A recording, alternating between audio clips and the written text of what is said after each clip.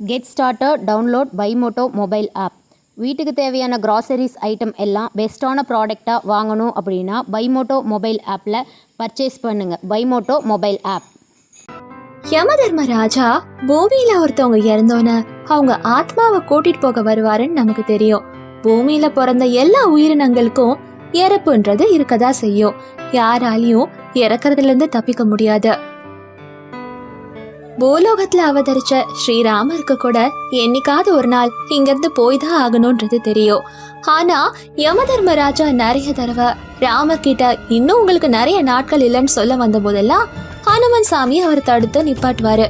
யமதர்மராஜாவை உள்ள போகவே விட மாட்டாரு. ஹனுமன் சாமிக்கு ஸ்ரீராமர்னா ரொம்ப ரொம்ப இஷ்டம். யமதர்மராஜுக்கும் ஹனுமான் ஸ்ரீராமர் மேல வச்சிருக்க அன்பு நல்லாவே தெரியும். ஹனுமன் ரொம்ப பலசாலி, சஞ்சீவன மலையே எடுத்துட்டு வந்திருக்காரு. அவர் ரொம்ப நல்லவருன்னு தெரியும். அதனால ஹனுமன் சாமி மேல கோச்சுக்கல. ஹனுமன் சாமிக்கும் பூமியில பிறப்புன்னு ஒண்ணு இருந்ததுன்னா இறப்புன்றது இருக்கதா செய்யும். இந்த சக்கரத்துல இருந்து யாராலையும் தப்பிக்க முடியாதுன்றது நல்லாவே தெரியும். ஹனுமன் சாமி யமதர்மராஜாவை உள்ள விடாம தடுக்கிறாருன்றது ஸ்ரீராமருக்கு நல்லாவே தெரியும். ஹனுமன் சாமி ராமரோட இருக்கிற வரைக்கும் ராமருக்கு இறப்புன்றது இருக்காதுன்றது எல்லாருக்கும் தெரியும்.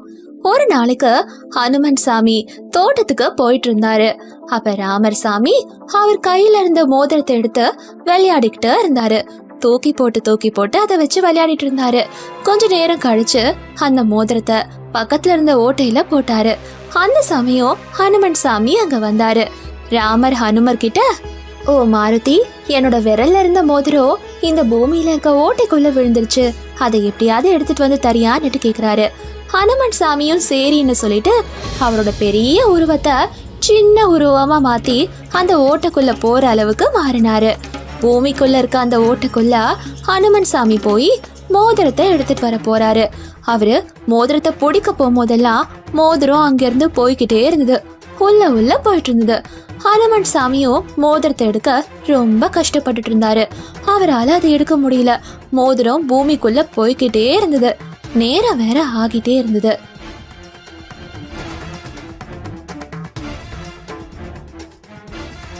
கொஞ்ச நேரம் கழிச்சு பாதாள லோகத்துக்கு போயிடுறாரு ஹனுமன் சாமி. அங்க சர்ப்ப ராஜா கிட்ட போய், ஓ சர்ப்ப ராஜாவே, ஸ்ரீராமர் விரல்ல இருந்த மோதிரம் பாதாளத்துக்குள்ள விழுந்துருச்சு.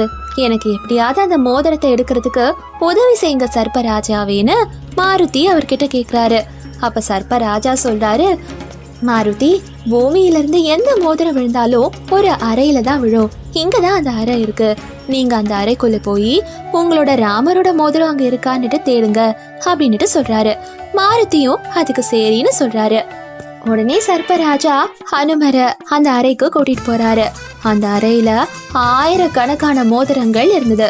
ஹனுமன் சாமி ராமரோட மோதிரத்தை ரொம்ப நேரம் தேடிட்டு இருந்தாரு. கொஞ்ச நேரம் கழிச்சு ஸ்ரீராமரோட மோதிரம் கிடைச்சது. ஹனுமன் சாமி ராமரோட மோதிரத்தை எடுத்துக்கிட்டு மேல போயிட்டு இருந்தாரு. ஆனா பாதாளத்துல நிமிடங்கள் ரொம்பவும் மெதுவாக இருக்கும். இங்க ஒரு நிமிஷம்ன்றது பூலோகத்துல பல காலங்களுக்கு சமம். ஹனுமன் சாமி அயோத்திக்கு வரத்துக்குள்ள நிறைய காலங்கள் ஆகிடுச்சு. ராமர் சாமி அவரோட உடலை விட்டு அவர் பிரியிற நேரம் வந்துருச்சு.